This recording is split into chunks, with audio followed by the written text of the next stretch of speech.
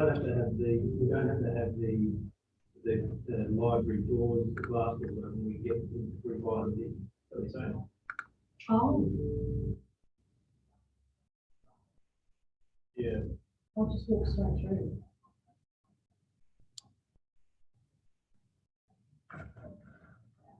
Okay.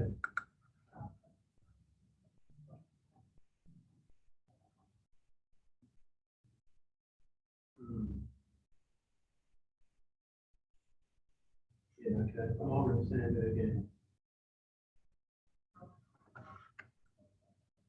Yeah, okay. All right, okay. Just, yeah, leave it, we'll understand it again. Okay, but. Sorry, It's all right. It'd just be a better backdrop. What time are you going down there, Karen? He told me 5:30.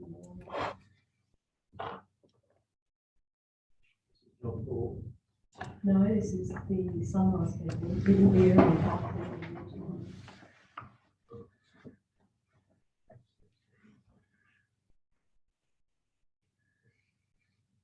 I'll have John Ford with me, so I'm actually going to get John Ford to come with me.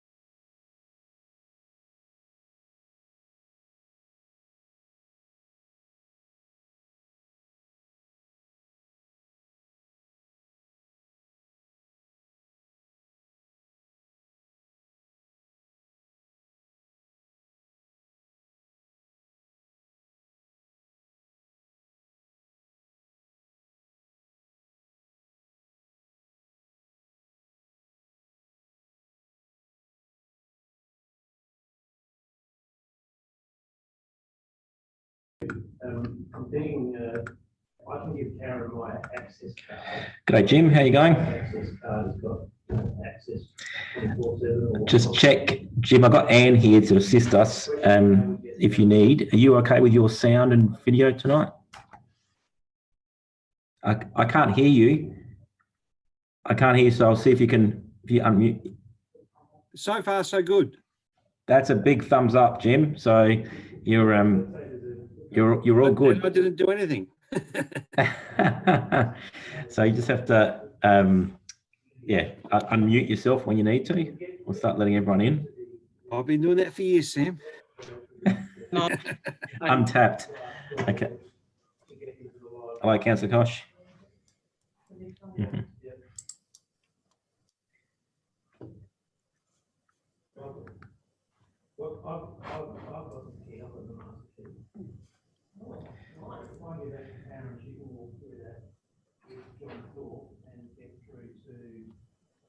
G'day, Marcus. Can you hear us? He's just connecting to audio. There we go. G'day, Marcus. Can you hear us? I think he's. Just explain that again. Marcus, can you hear us? No. Yeah. So Zach, are you have you got the presentation, or will they just share it respectively from all Ben? Yeah, and go through that. So I'll forward the presentation to Ben. I believe he may have it. Yeah. All right, I'll just touch base with Ben and come back. Okay, so I'll need the key. Yes, how are you? Can you hear me?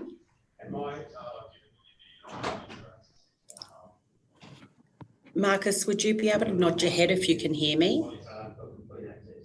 Yes, that's right. Okay, You give me that key.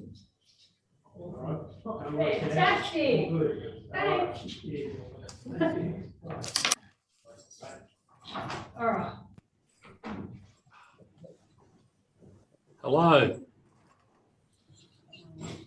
Hello, is that you, Marcus? Hey. Jack? Yes, I can hear you now. Yep. Okay, good. We've got this new microphone and I had to set it so the microphone was on, but the sound is coming to me through the TV screen. Oh, okay. As long as it works. Seems to be, yes. Good, that's good.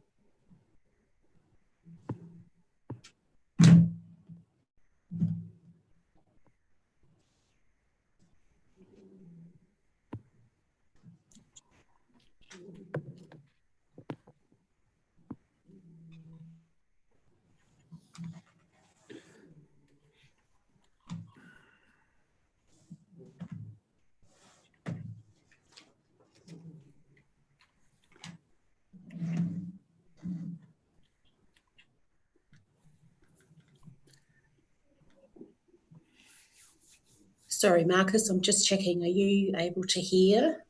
I can now, yeah. Oh, awesome. Excellent. I'm a bit dark in this room. Apologies. Sorry, say that again. I'm a bit dark in the room that I'm in. No, you're fine. No problem. Thank you.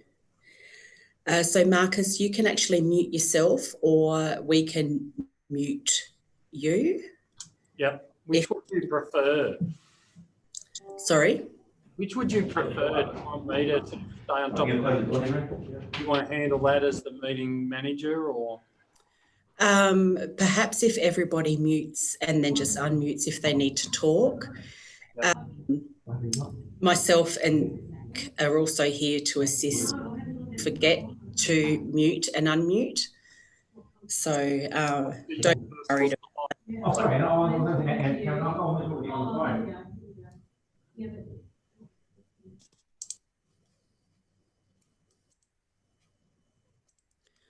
Just letting in Councillor Hughes and Councillor Shanks.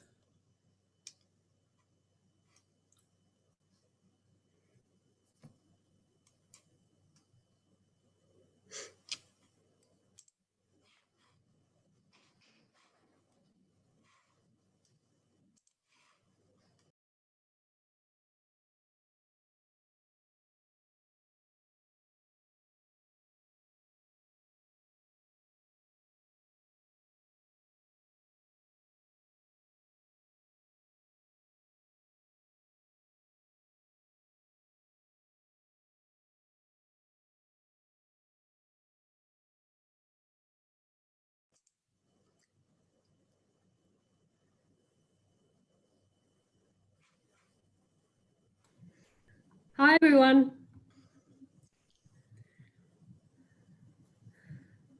Oh, look.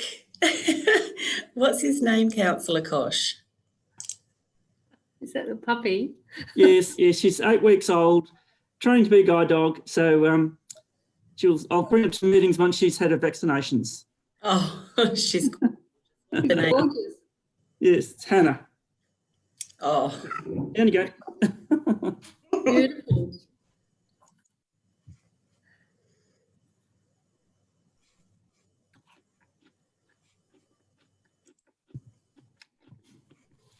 Councillor Tooley, can you hear and see okay?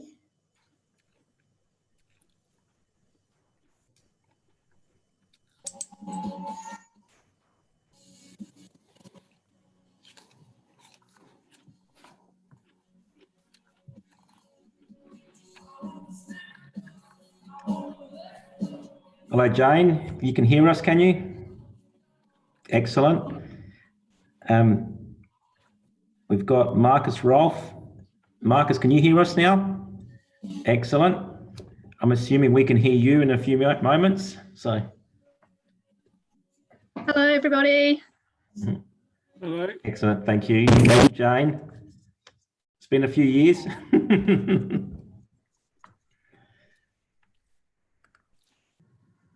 We'll get going in a minute or so.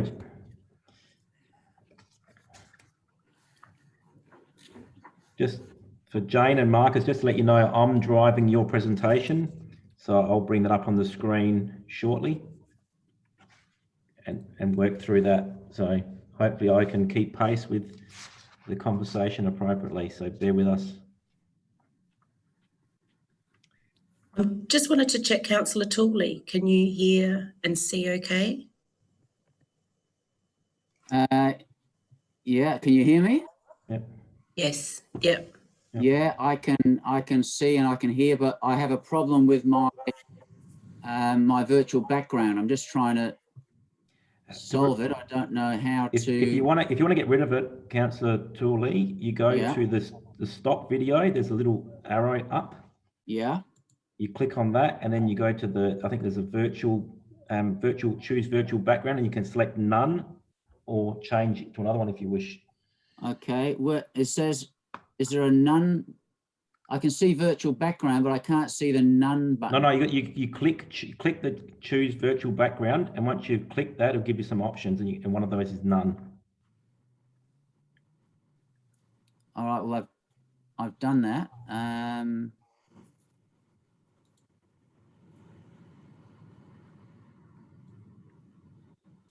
No, I can't. I can see a range of backgrounds. I can't see one to turn it off. One should be with the words none written on it, a black screen. How's that? That's better. That's better. All right. Done. Okay, Karen, I suppose we're in your hands. Do you want to, I'm Okay. not sure. I've got Yep. I've got one Is everyone apology here? from Councillor Samble, was an apology. That's Oh, the right. Is he? only apology that I have. Okay. I haven't received any apologies, so I assume everybody else will be linking in at some point. Here comes Councillor Davies. Hi, Cody. Yeah. Oh, there's Councillor Hughes. I think we're all here. Okay. And we're live on YouTube as well. Okay. Well, welcome everyone, and welcome to whoever might be viewing on YouTube to this council member workshop. I'd like to welcome all council members, of course, council staff. Jane Lovell from MFY, welcome Jane, and Marcus Rolfe from URPS, welcome Marcus. Marcus is waving up there, I can see him, and they're consultants for this work, the Willaston Local Area Traffic Management Study. I'd also like to acknowledge that we meet on Kaurna land this evening. Of course, the Kaurna, that land is a traditional land for the Kaurna people, and we respect their spiritual relationship with their country. We also acknowledge the Kaurna people as the custodians of the Greater Adelaide region, and that their cultural and heritage beliefs are still as important to the living Kaurna people today. So there's just a few little things I need to share with you. This workshop has been convened for the purposes of identifying and discussing traffic issues in the Willaston area that will ultimately inform the preparation of a draft Willaston Local Area Traffic Management Plan. So this session that we're having tonight will brief ourselves as council members on the project's history, some community consultation that's happened so far, and next steps. So this session is solely for the purpose of information sharing and not for the purpose of debating issues, building consensus positions, or otherwise discharging council's deliberative and decision-making functions. There's no set agenda and no minutes will be taken during this session. I don't think, Sam, that we've got any requirement to go into confidence or there's any need for that, but we do have a process in case that happens, but that's unlikely tonight, very unlikely. So for anyone listening, I don't think that will be happening. Okay, well, I'm going to hand over to yourself, Sam, and you can take us through this workshop. Thank you. Wonderful. Thank you, Madam Mayor. Welcome everybody, and thank you for attending tonight. The purpose of tonight's workshop is really to start the process of a conversation with the council with respect to the Willaston Local Area Traffic Management Plan that we're developing.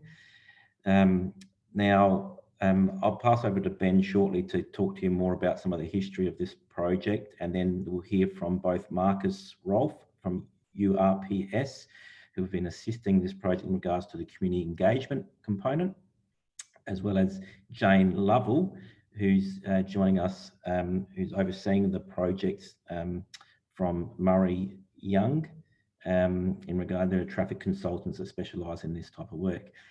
So in regards to a local area traffic management plan, the intent is that it's a focused study on a specific area, and the intent of that is to, through engagement, identify what are some of the key priorities, the key issues for the community in that area, and how can we go about trying to improve that situation from a road safety perspective for all forms of movement in that local area. It will come up with short, medium and long-term priorities and actions, and then that'll be subject to council's consideration. So there is a process that we'll go through and a journey to get to that point, and that provides a good segue now to hand over to Ben DeGilio just to talk you through some of the history and some of that journey. All right, thank you, Sam.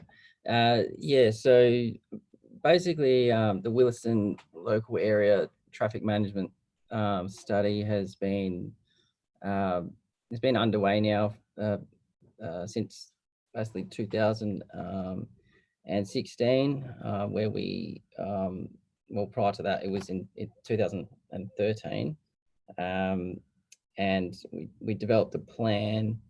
However, at the time we presented that to the council, and we thought to align that more so with the Gawler South LATM document, which had previously been produced, and that was more so just to align the scope and the structure to that report.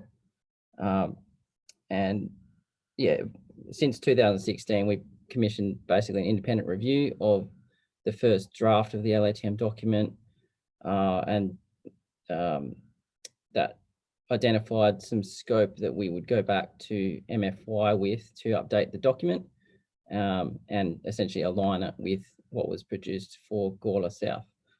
So we've been doing that work with MFY in the background, and since then we've also engaged a full-time traffic engineer to assist in delivery of the project, and then also more recently we've finalised the scope with MFY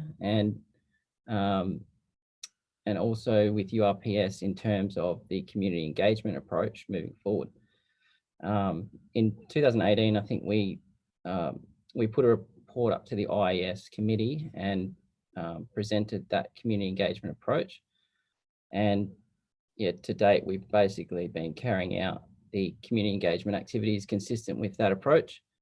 So basically, I think, yeah, we're still in stage 1 at the moment, and that's where this council member workshop fits into. So on that note, I'll hand over to Marcus Ralph from URPS to talk about where we're up to with community engagement. Thanks very much, and good evening, everyone. Now, Anne, there we go. Excellent. So you'll see a PowerPoint presentation on the screen. Bear with me. I hope it won't be deaf via PowerPoint. There'll be about 10 slides just so you can pace yourself. Next slide, thanks. So as indicated, we're in stage 1 of the community consultation process. We refer to it as preliminary consultation. That involved a direct letter and survey drop and an advertisement in the Bunyip newspaper. We had an excellent response rate to that survey of 12%, and that in total numbers was 242 surveys returned. To give you an idea, for perhaps more typical response rates for community engagement to surveys, you're usually aiming at about 5%. So a response rate of 12% is excellent, and it's an engaged community. It's important perhaps to emphasise that the survey, this initial community survey, builds a picture of a lot of the traffic management issues in Willaston. it's not the be all and end all, and MFY will bring their expertise and you will bring your local knowledge and experience as elected members to the table as well. So this just starts building a bit of a picture of some of the issues. Next slide, please. So what we found in terms of broad observations is more than 30% identified major problems in their street as being 4 things. Firstly, traffic speed. And what we did in the survey was tried to get people to identify whether they perceive that to be at certain times of day. When it comes to speeding traffic, that was identified at all times of day as being an issue. Item 2, and these are in order, irresponsible driving at all times of day with slight emphasis at night. Item 3 is traffic volumes, mostly during peak hours and during the day. And item 4 was pedestrian facilities and pedestrian safety at all times of day. Next slide. Approximately 20% of the respondents identified major problems in their street as being heavy vehicles, mostly during the day. Item 6, bicycle facilities and safety at all times of the day, but primarily during the daytime. And 7, parking at all times of day, but primarily during the daytime. Next slide.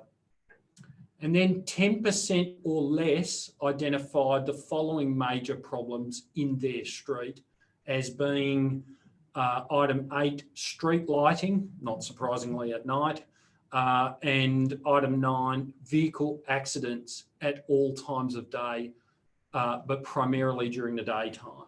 So there's a sort of your running list of the sorts of issues in an order. We talked about 30% of people, 20% of respondents, and 10% of respondents for the last 2 items there. Just a couple of dot points to note there in terms of broad observations. There are proportionally more people aged 65 and older and fewer people aged under 19 in Willaston compared to the rest of Greater Adelaide when you're looking at the census data. Access for people with mobility constraints is an important issue that's been identified by a number of the survey respondents. And the good thing about that is if you achieve good access for aged people, that services the rest of the community very well also.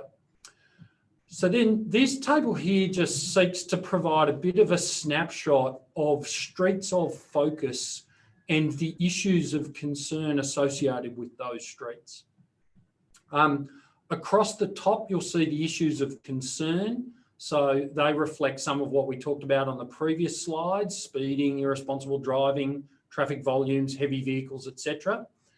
And then beneath those, I've got the streets that sort of seem to pop up reasonably commonly in some of the survey responses.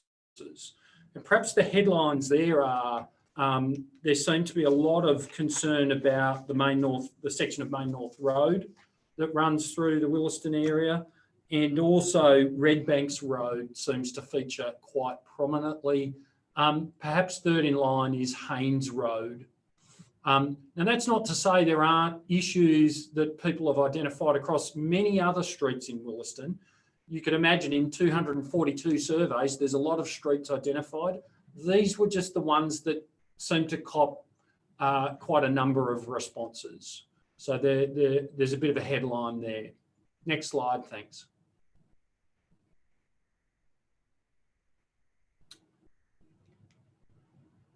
Next slide, there we go, good. So the last couple of slides I'm going to run through here really give just a very quick summary of the range of issues people had suggested, or the range of perhaps actions that could be taken to address the issues that respondents suggested. So when it comes to traffic speed and irresponsible driving, we've got a list there of more signage identifying speed limits and reduce speed limits where possible. more stop and give way signs, speed humps in some locations, manage parents and carers speeding around the school, more SAPOL enforcement, so perhaps speeding fines and warnings for people, modify entry roundabouts to require traffic to slow down when entering and exiting roundabouts, secure fencing around playgrounds, signs identifying people reversing from driveways, and speed control is most important where footpaths are limited. Next slide, thanks. Potential solutions under traffic volume: increase speed limit on arterial roads, e.g. Main North Road, to perhaps 60 kilometres per hour. Allow greater space for vehicles to turn right off arterial roads and other vehicles to pass in the meantime. Reroute school traffic, stagger school start and finish times and alter drop-off and pick-up zones for the school. Reroute heavy vehicles and perhaps traffic lights in some locations. When it comes to heavy vehicles, careful design of pedestrian crossings, careful design of slip lanes to ensure adequate visibility, and remove solid fencing near key intersections to improve visibility, for example, at Redbanks Road, Dawkins Road roundabout. Next slide, thanks.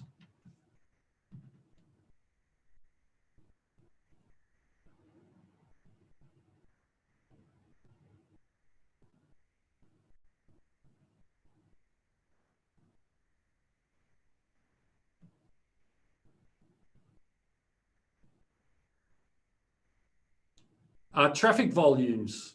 Oh, sorry. Maybe we've gone too far. Anyway, vehicle accidents. Careful design of pedestrian crossings. Careful design of slip lanes to assure adequate visibility. Removal of solid fencing, which was identified on the previous slide as well. Parking. Have no parking signs on nature strips across footpaths and in front of driveways. Parking control around Clonley Park during events. Clear restrictions on parking near intersections, ensure adequate off-street parking for non-residential activities, and more parking for cars and buses near the school. Next slide. The final one here is pedestrian facilities and safety, installation of more footpaths, even dolomite surface in the short term. There was actually a mixture of views on that came through the survey. Some said, well, look, we'd like a footpath, even if it was out of dolomite. And others said, look, we don't really want just a temporary footpath that's made of dolomite. That might be a bit of a sort of accessibility issue. So there's some mixed views on that. A safer crossing near the school, potentially signalised and in other key locations. And more broadly, other traffic calming measures that will help enhance pedestrian safety. Bicycle facilities and safety, potential for more integrated pedestrian and cyclist paths in some locations, more bike lanes in the carriageway. There we go. Assuming the road surface is smooth enough for those bike lanes. And again, other traffic calming measures. Cyclists and pedestrians benefit from that. And street lighting, ensure vegetation is appropriately trimmed to maximise existing light. Ensure there's LED bulbs that project more light within the street lights, and more street lights generally, particularly where pedestrians are crossing over streets. So I think that might bring me to the end of that quick summary. These next few slides, I think, are for Jane Lovell. So I'm very happy that is a quick snapshot of what we've heard in some 242 surveys. As I said, a very excellent response rate and lots of detailed data in there for Council and MFY to look at closely in the next stage of creation of the LATM study.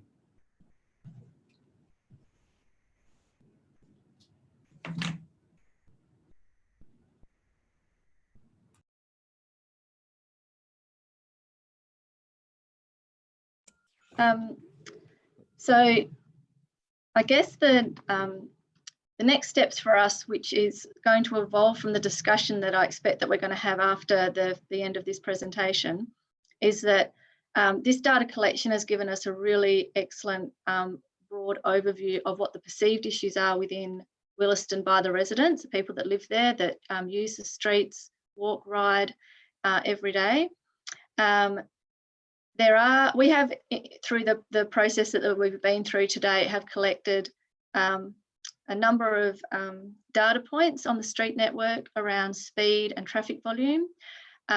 Council was in the process of putting out the classifiers and the counters in the early part of this year, and we pulled that in early March for obvious reasons, that there was a marked drop in traffic volumes on the road network.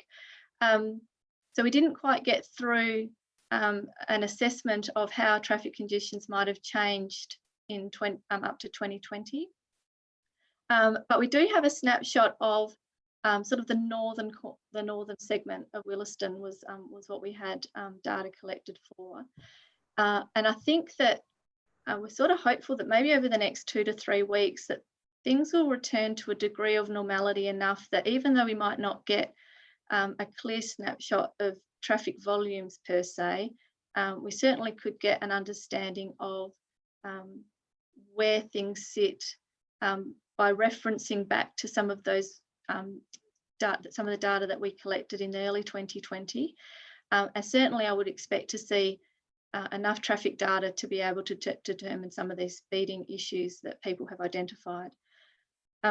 So the traffic data that we have had historically and that we have recollected has highlighted a number of streets where the traffic speeds are in excess of the posted speed limit at the 85th percentile speed. 85th percentile speed, for anyone new to traffic terminology, means that 15% of drivers go faster than that. And it's a good measure to determine what the typical driver behaviour is.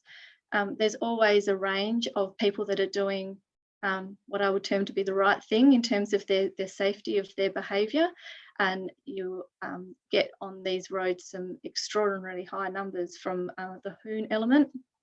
So 85th percentile speed is a good measure to be able to assess streets relative to each other. And for the most part, those streets were within 10% of the posted speed limit for the 85th percentile street. So typically 55 kilometres an hour or lower. And that's a pretty good measure for a street network like this one, without any traffic calming, with wide roads and long sections of straight road that don't have any physical attributes to slow people down. So certainly the data that we've now collected from the community will help pinpoint areas where we need to go and touch base with what data we've collected previously, and just build up a broad picture of where those streets sit relative to other streets within Willaston and within the Gawler Council, the wider Gawler Council area.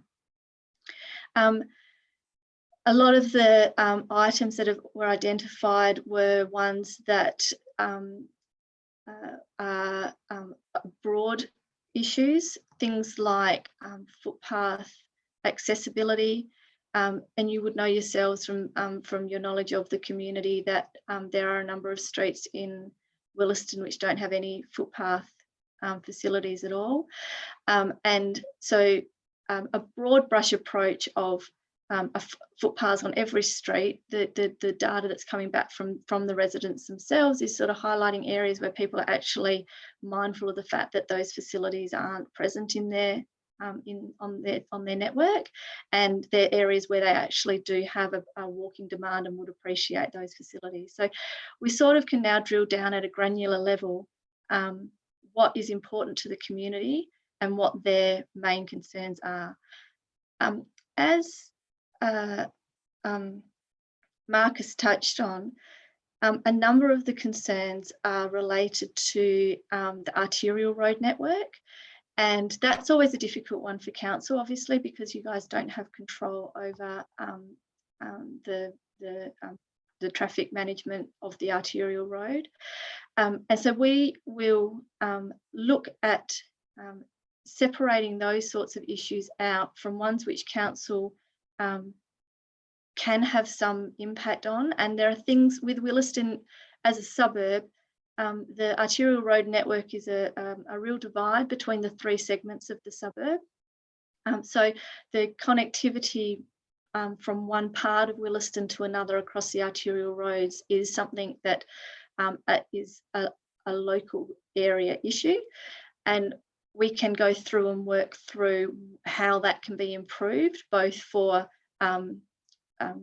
vehicular traffic in terms of connectivity to community areas, but also at that cycling and walking level for the residents that are wanting to move around their community as well. So some of the comments will be things that will be fully outside of council's area of control, but DIPD in its response to the consultation said they didn't have any particular issues to raise, but they would be very interested to see the results of the consultation.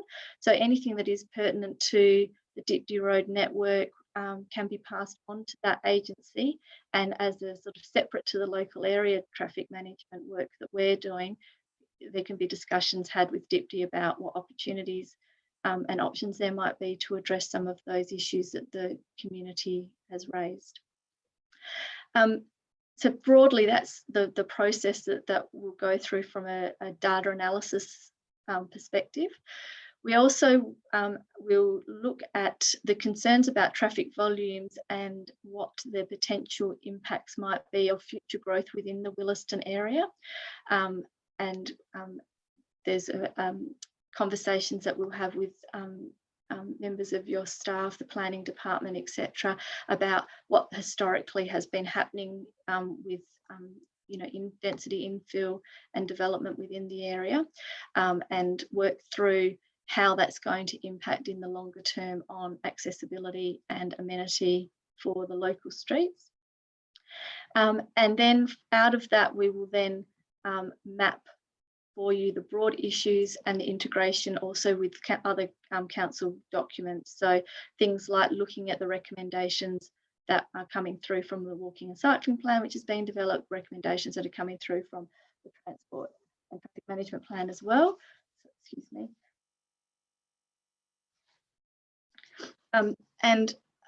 From there, we can essentially work through what issues actually sit in the local area and can be considered within the priorities of local area interventions, and what things might sit in more broadly within the council framework. Next slide, please. So Jane, just I might pause there. We've Yes, got a sure. couple of members that have had their hands up patiently. Okay. Councillor Hughes, I think you've had your hand up for a while. You have a question? And then we'll go to Councillor Kosh. So you just unmuted.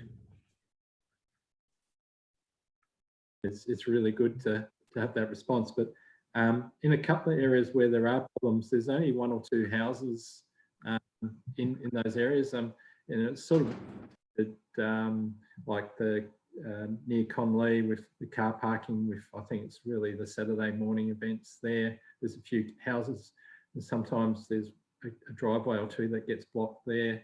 And Xavier College, there's only three or four houses on this little side street that fronts there. And I think you've sort of captured some of the Xavier College issues, but is there a need to sort of maybe door knock, or do you think you've got enough data and it sort of gives that bigger picture of where, where in some streets you've had a fair number and others less response? It's a great question. I think that given the amount of response that we've had, that it's really brought to the fore issues that people are particularly concerned about.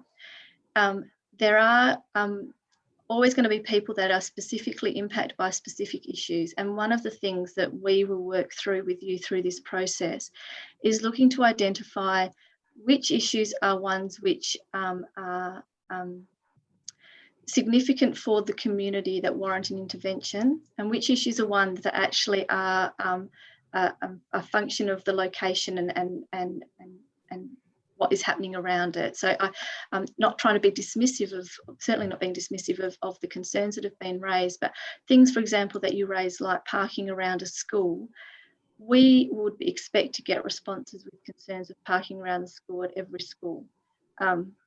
Just about every school in the metropolitan area has a very small, short peak of intense parking demand that happens at set down pickup. A key driver for the recommendations that will come out of an LATM will be around safety. That's sort of the number one priority. And if there are interventions that can be made simply and logically, and that will also improve some of these other more longer term issues, then we can certainly look to whether those opportunities are available. But as you know, there's a balancing act here for council, which I'll touch on a bit later in my discussions with you. But there's a balancing act here in council in terms of what interventions actually warrant expenditure, what interventions actually warrant significant expenditure, and that's got to be assessed not just in the Willaston area, but across the entire council area. So there are also opportunities, I think, for some of these things, as I said, to be taken out of a local area traffic management plan, where you're looking at an area-wide focus. And if there are sites of concern, then there is also opportunities to be able to take those offline and effectively do a more intense assessment in consultation with some of those key stakeholders, like the school. So that will be part of our assessment, and in looking at those issues and the recommendations that would arise, and opportunities and options that you might have to address some of those in the next stage, will be the time to sort of have that discussion and debate about what council's priorities are. Thank you, Jane. Is David? Sorry, Councillor Hughes. You happy with that response?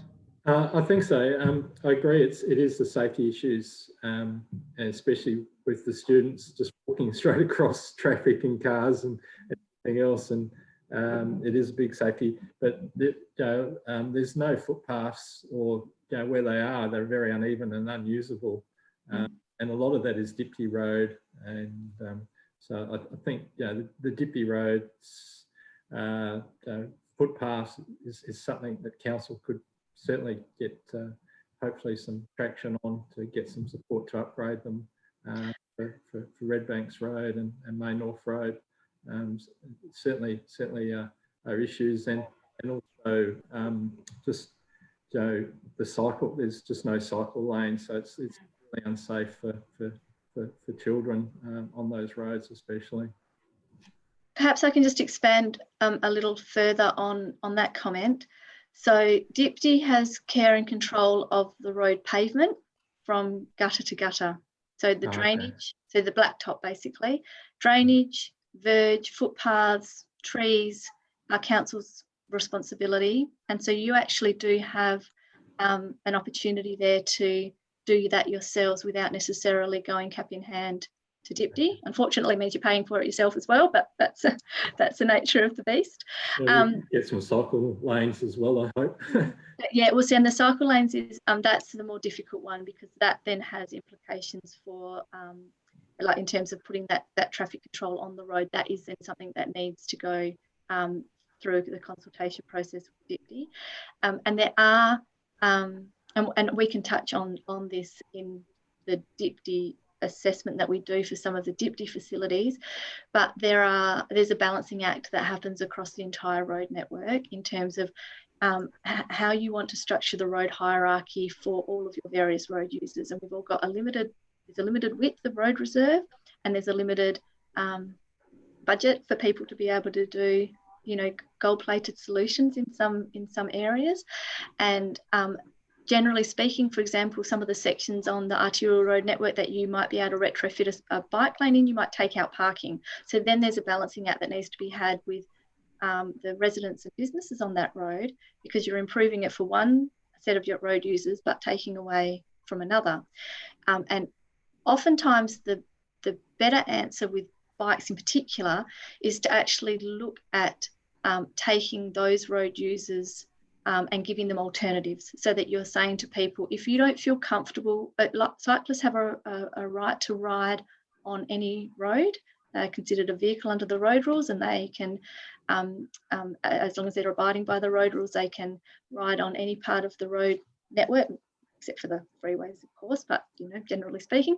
But you also then look to provide other alternatives for people who may not be as comfortable or as a cyclist and might want to choose a different adjacent vehicle load in terms of the volume and the number of commercial vehicles when undertaking a cycling route, and providing those essentially back street cut throughs for cyclists, while they might be slightly longer for, in terms of the length that people have to ride, are oftentimes a safer solution for people, because they're not exposed to the same speed and volume and commercial vehicle distribution within the traffic volume. So that's all part of that balancing act, like I say. So we can certainly look at what the options and opportunities are, and providing the connectivity of the road network. And then you're effectively saying to people, look, if you want to ride on the arterial roads and ride on the footpath, we'll give you a footpath to ride on, because you can do that now. If you want to ride on a quiet street, we're going to make sure that your quiet street is safe and appropriate for you to be on that road, and put in place traffic measures to make sure that that is clear for you from a wayfinding perspective and also from a road sharing perspective. But actually it might be that we can't do much about a dedicated cycling facility on the arterial road, because we simply don't have enough width to accommodate all the things that we want to achieve within that road pavement. Thank you, Jane. I'll just, before I defer to Councillor Kosh with his query, and there's also a query from Councillor Fraser. Just to clarify, I certainly support everything that Jane said in regards to funding arrangements and responsibilities. I will just clarify that the crossing of arterial roads is generally seen as a bit of a shared responsibility with council and DIPTI. Sometimes DIPTI do the work off their own back, sometimes councils, and sometimes this costs are shared for those facilities. So that is something that we'll look at moving forward once the LATM is finalised in that space. And on that note, I'll hand over to Councillor Kosh. Thank you. Yeah, thanks, Sam. I think a lot of the questions I was going to ask David asked, and we've got some answers, but I want to refer to page 13 of 18 of the summary that we received. And there was a comment there from the Bicycle Institute of South Australia and a study at Camberwell. I just want to if the presenter could provide a bit of a comment around that, whether in particular, is the focus, do you think we'll be picking up enough information from the cyclists and pedestrians and not prioritising the plan towards vehicles at their expense? That's a bigger sort of two sections there in that question. Yeah, again, a very good question. I think that there is in the questionnaire that was put out, there was definitive questions asked around all road users. One thing that I guess, just as from a philosophical perspective, for me, traffic as in my profession isn't just cars. And I know there might be a perception in the general community that traffic is cars and other things are other things, but actually traffic for me is vehicular traffic, it's cyclists, it's people walking. That's all part and parcel of what we do. So from a terminology perspective though, the questions were asked around all road users, possibly with the exception of bus. They also raised bus routes, which is probably a little bit outside the scope of a local traffic management plan anyway. But I do think that we have definitely picked up on the concerns that people have about the safety and the facilities that they've got when they're walking and cycling. I'd also like to make the point that even if you were to not agree with the statement that I've just made, ultimately a local area traffic management plan is trying to manage local roads so that they're suitable for all manner of traffic. And by far and away, the vast majority of the problems that are created by motorised vehicular transport. So in asking the questions about what problems there are or what issues there are with traffic, even if people were responding only with a view of what the problems are with cars on their street and trucks on their street and buses on their street, then actually what we're doing there is collecting all of those concerns that if we can mitigate those, we're actually going to be improving the environment for cycling and walking, and we're going to be improving the residential amenity and a whole range of other factors as well. So that's actually the purpose of a local area traffic management plan. And just probably I can also just let you know that we're guided here by, there's an Austroads guideline that's put out that goes through options and opportunities and how these sort of studies are run. And that's called local area traffic management. It's not called local area transport management or local area transport study or anything like that. So we are doing a specific thing here. And I think that the survey response that we've had is indicative of the fact that people understand that when you ask about local area traffic management, you're not just talking about problems with cars. Okay, thank you. All right, Councillor Fraser had a query as well. Just unmute yourself, Councillor Fraser.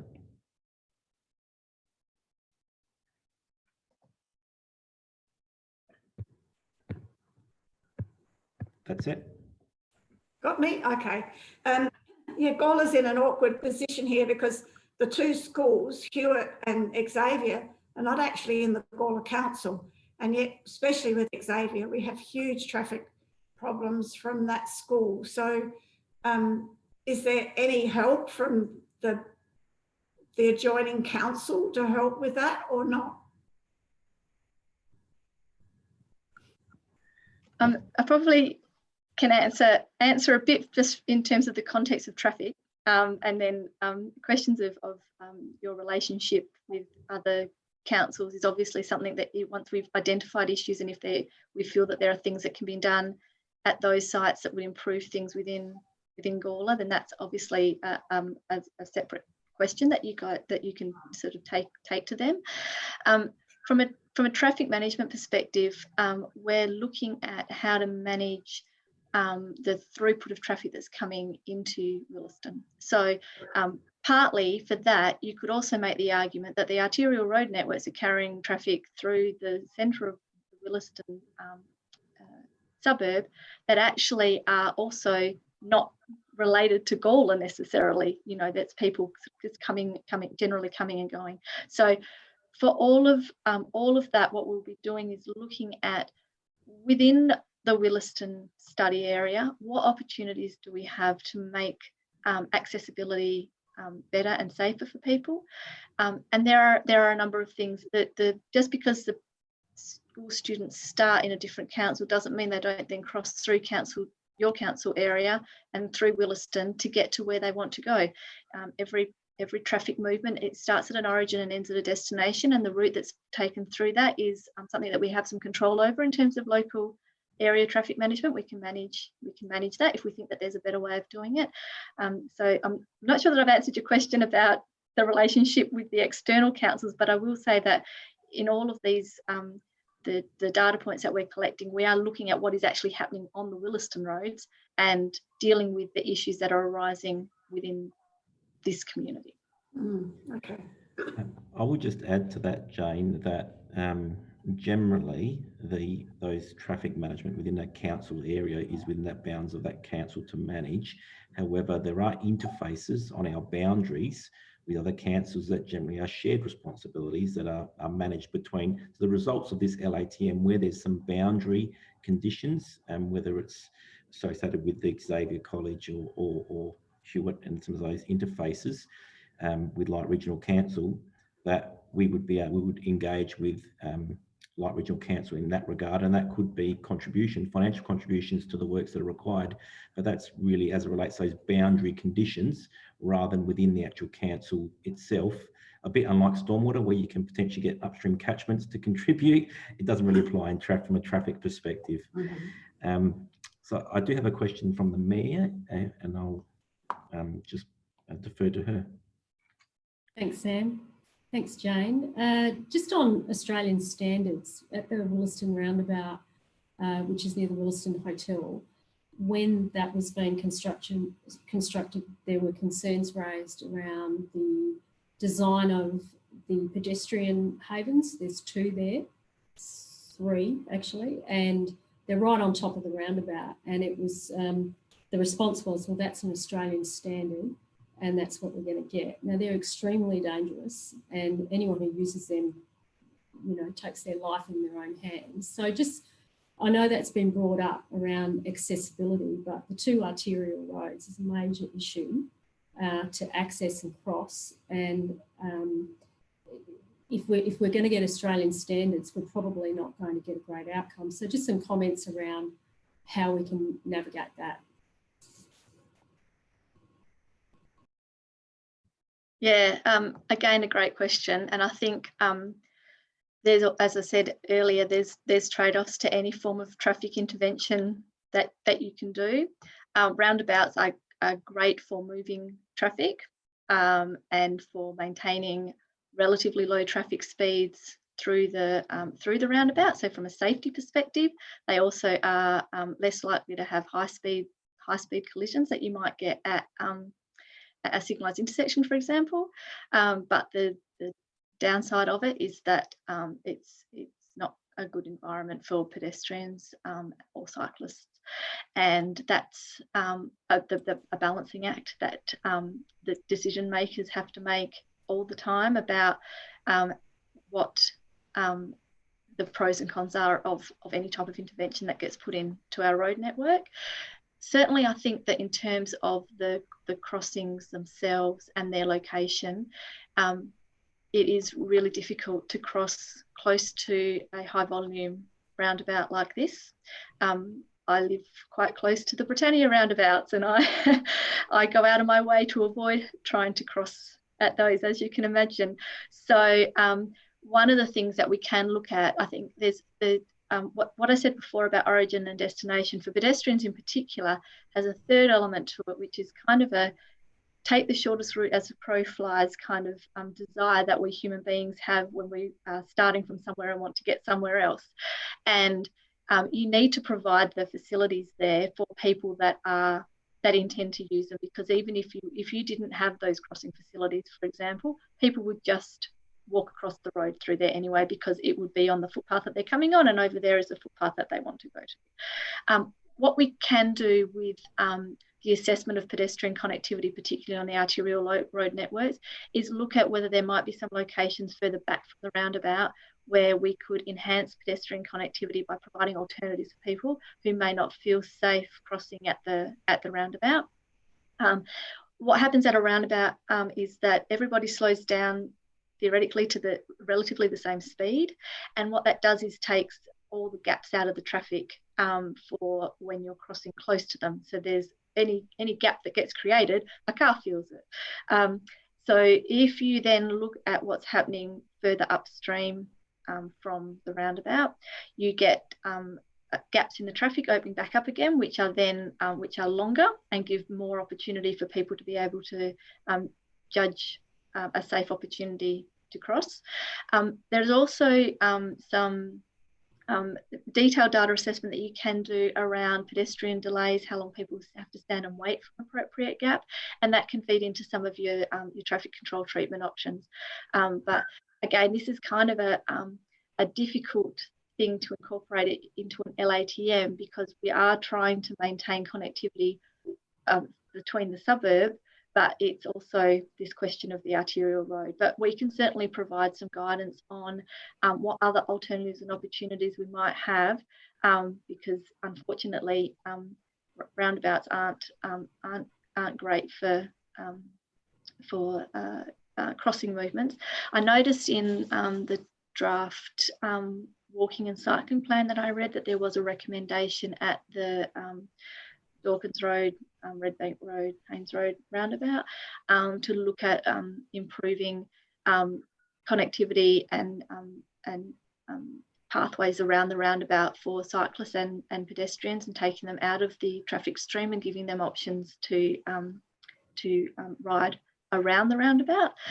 Again, that's, as I was alluding to before, that's something that it has its pros and cons, in that you're then having to provide, having to have those cyclists stop and wait and judge the gap and cross. But it does give people who may not feel safe taking up their position on the road and travelling through an arterial road roundabout an option to do so. So effectively, a lot of the stuff that we will look at for you is looking at balancing and giving people the most options and opportunities for them to be able to safely access their community. I was wondering if I could ask a question about public transport, because that hasn't really been, it is something that people in Willaston do use.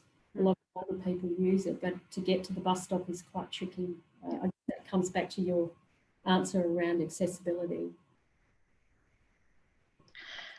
So the point that I'll make about accessibility is that accessibility is not just about people with mobility issues. We did ask questions around the number of residents that were responding that had mobility issues, because obviously there's higher needs for people that have no other alternatives, but equally there are able people benefit from good access solutions, people with prams, people cyclists that decide to use the footpaths.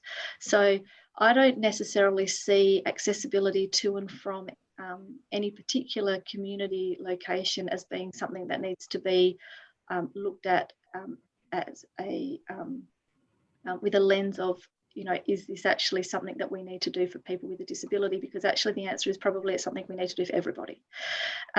But those sorts of things, those origin destinations are important in terms of the facilities and where people come and go.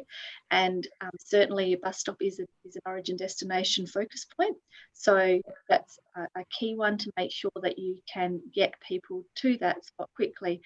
But I will also make the point that when they're coming or going from the bus, where they're going to is going to be different for almost every single individual that gets off the bus, because they're going to their house for the most part. So their route is going to be an individual one.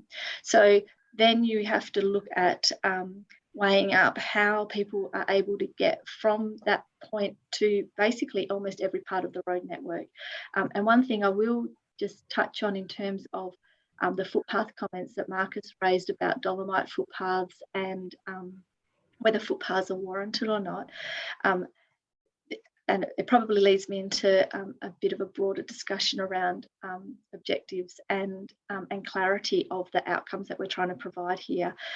Is that there's probably going to be some benefit, I think, in the next consultation process of looking at the issues that have been raised and making a judgment call as to a matrix of when there's a trigger point for an intervention to happen.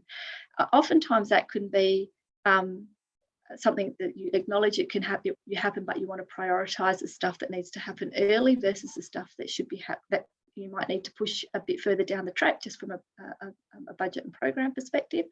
But certainly there are going to be some locations where you say, actually, it's not unsafe for people to be walking on the road in this particular road environment. And that might be, that will be limited. That will be a very small number of roads in the community.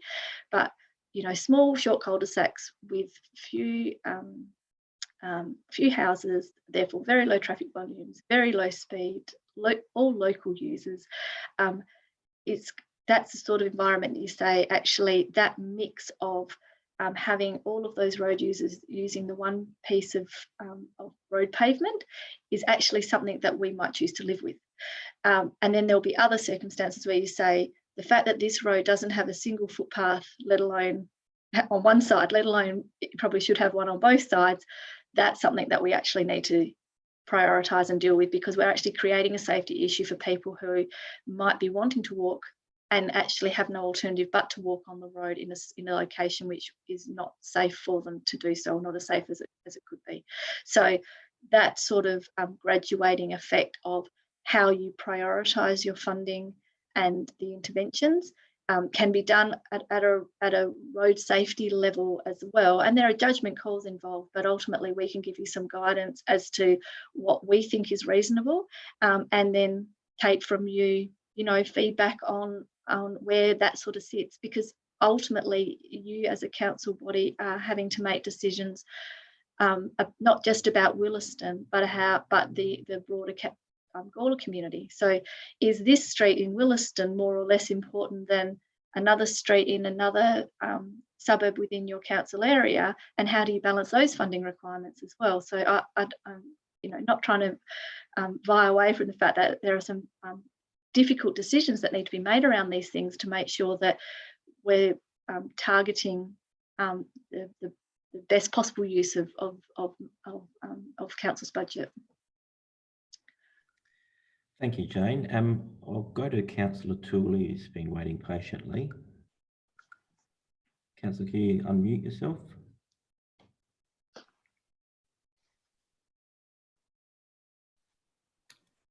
Can you hear me, Sam? Perfectly. Okay. If there's no need to have the slide on from the PowerPoint, could you remove it? Because I could not see the woman who was speaking. All I can see is 4 pictures to the right of my screen, and I can't even see the person who's speaking. So that's one thing. If you could do that, get rid of the PowerPoint, we'll be able to see each other on the full screen again. And then can you use the option so that when the person is speaking, they become the full screen, so that we have the courtesy? Because all I could see was 4 heads sitting there scratching occasionally, but I could not see the young woman who was speaking. Okay. Councillor Tooley, there is further elements of the presentation. If you've got any further question, I'm happy to stop sharing and continue through. And I'll certainly do that. If there's any further questions, I'll do that. Otherwise, we'll keep going with the presentation. And I'll think through, in terms of that speaker view, how to activate that. So.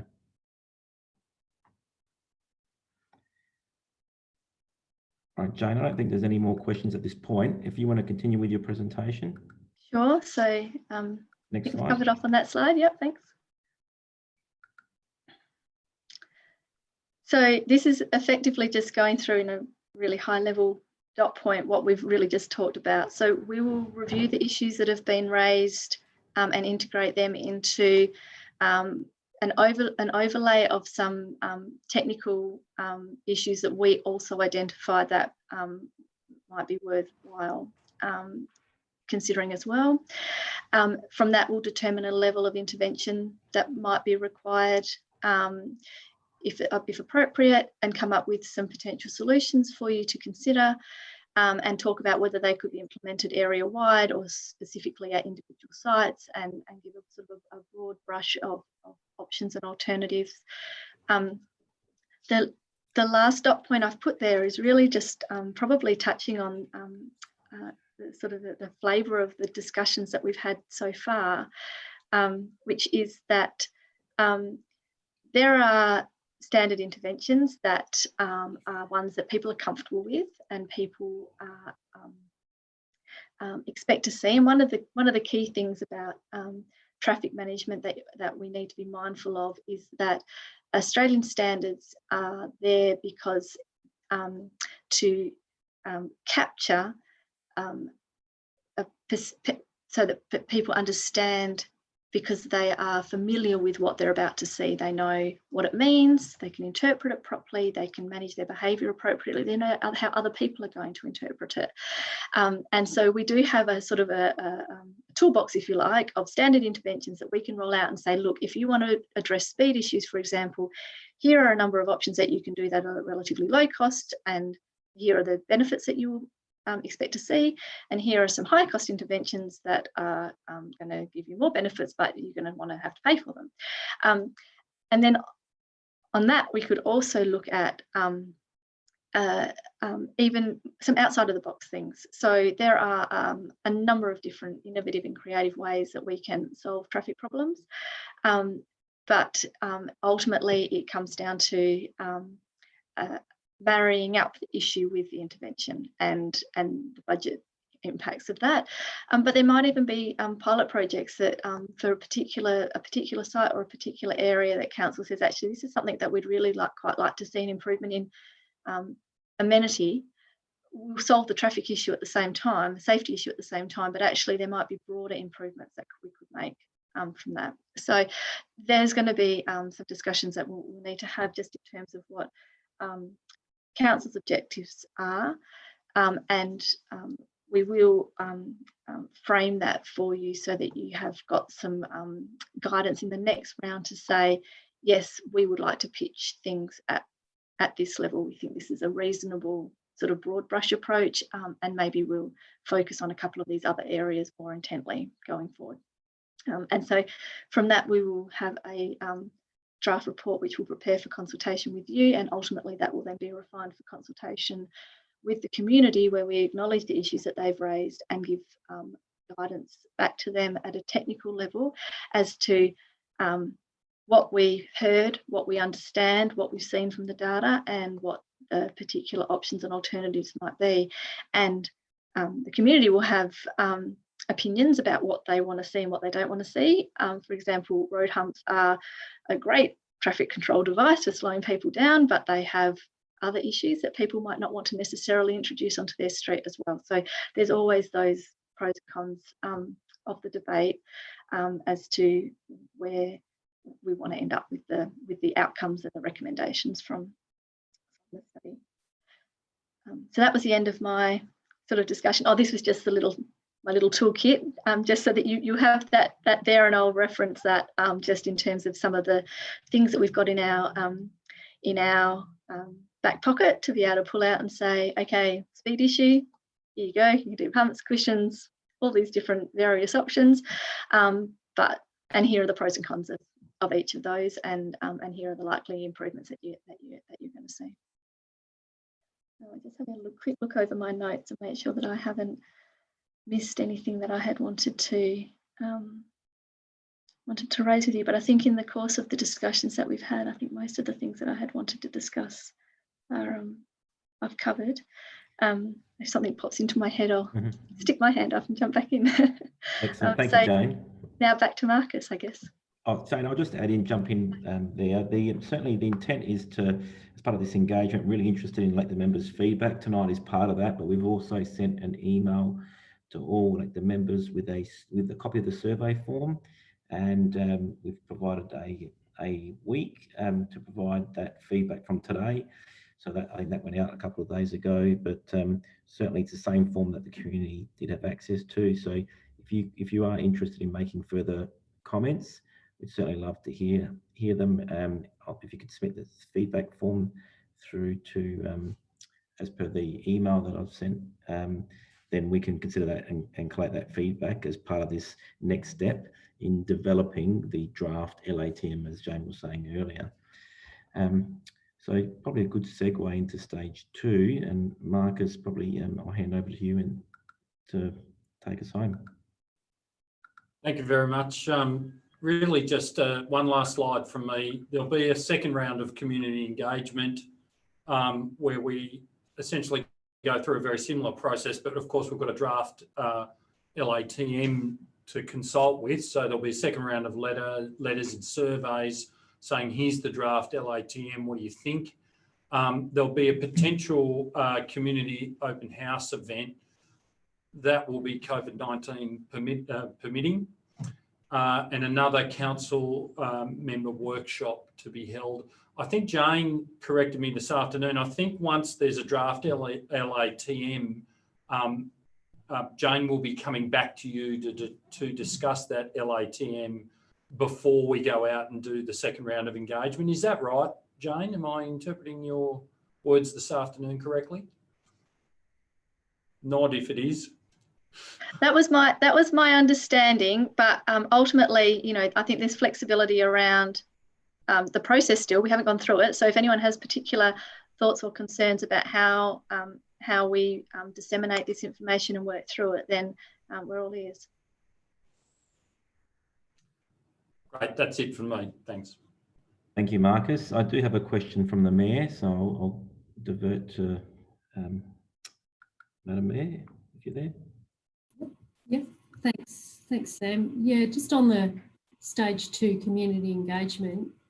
So assuming that we can't have more than 10 people, I mean, we don't know what that's going to look like as far as gatherings go, but you know, I'd like to know what the next letter, what the nature of the letters will be, and because people will probably want more than just another survey. They may not respond. They might assume that you didn't listen the first time, and so I'm just keen to know what your plan B is, Mark, as far as thinking outside the square for community engagement electronically. I think the honest answer is we're perhaps not that far down the track yet as to what the plan B might be if we can't have the open house component. Of course, what we do have in the second round is a draft LATM, as I said, to consult with people on. So where the initial survey said, we're interested in your feedback. What do you think are the main issues for traffic management, traffic in all forms in Willaston? The second round will say, we've now heard you. We've prepared a draft LATM. It is available through Council's website. We may have graphic images that provide a summary of it. Here it is accessible. And what do you think about the recommendations contained therein? So that'll be the nature of the surveys. They'll be more focused in on comment on the draft LATM. Whether we can, I mean, I'm optimistic that given the really excellent response rate of 12% first time round, that once they do have a draft to see, they will respond again in high numbers. They won't have a hard copy of that though. Will they get a hard copy, or will they have to go online to get it? I'm not sure. We'll need to see what the end product is, and maybe I'd defer to Jane. For example, if it's a 50-page document, I think the initial letter went out to something like 2,000 or 3,000 people. So we're probably not sending out 2,000 50-page documents to people. We'll be trying to walk them to, I would suggest, perhaps Council's website. We may have some kind of summary plan or something that can be attached to the survey pretty simply. And then if they, can be attached to the survey pretty simply. But for more detail, we'd be encouraging them to access it via the website. Of course, that becomes a lot easier if you're having an open house and you can sort of put posters on walls and you can break it down into groups and you can really get into the nuts and bolts of it. I think the honest answer is we're going to have to give some more thought to how we might encourage people to engage in the event we can't have an open house. What if I may suggest, Gawler Books, which is in the main street of Willaston, and they responded. They may, I'm not sure if Ali's open, but they may be a drop-off point for hard copies. Thinking of a way of people to easily get a hard copy without having to come all the way to Gawler. We may need to think outside the square as far as getting people hard copies. A lot of the people are over 65. I don't think we should assume that everybody's tech savvy. How do we get hard copies to people without sending everybody a hard copy of? But there may be ways of doing that with local businesses who might be happy to have them, in their shop fronts. And even in the Willaston area, it could be, for example, it might be you can load copies with the schools. You might just have to apply our mind to what are the key nodes within Willaston that people can perhaps get to pretty simply without even coming into the main street. Yeah.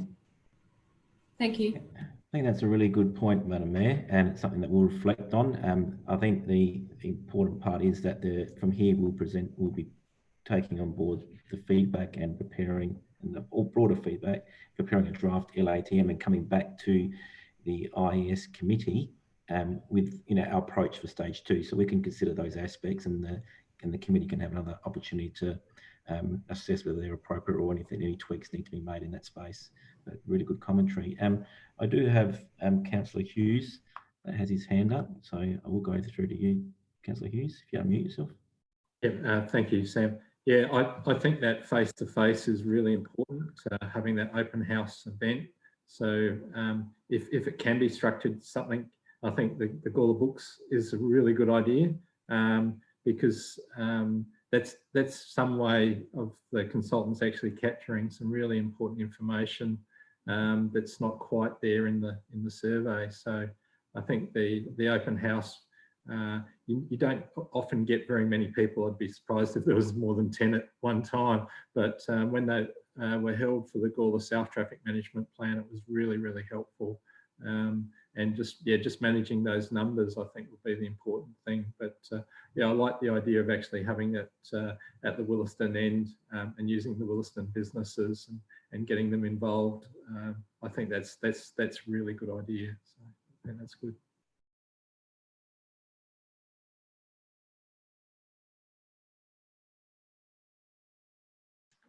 Apologies. No. Excellent. That's really good commentary there. In terms of, I don't believe there's any more slides in that respect.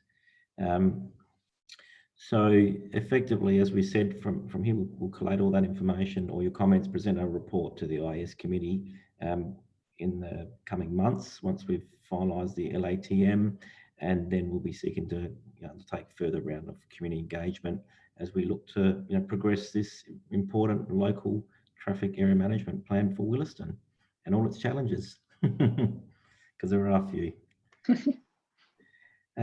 Is there any final questions before we, I think, pretty much draw this workshop to a close? I'm just looking. Doesn't look like it, Sam. No, that's all good. Listen, thank you very much, Jane and Marcus, for your insightful comments and walking us through the fantastic results we've got from this consultation approach. It's probably the most subscribed consultation I've ever been involved with in 20 years of local government. So it's really positive. I had my reservations on the survey, but it really came through. So excellent work. Yeah, thank you, members, for joining us tonight. Thanks, everyone. Thanks. No worries. Bye-bye. Thanks, Marcus. See you, everyone.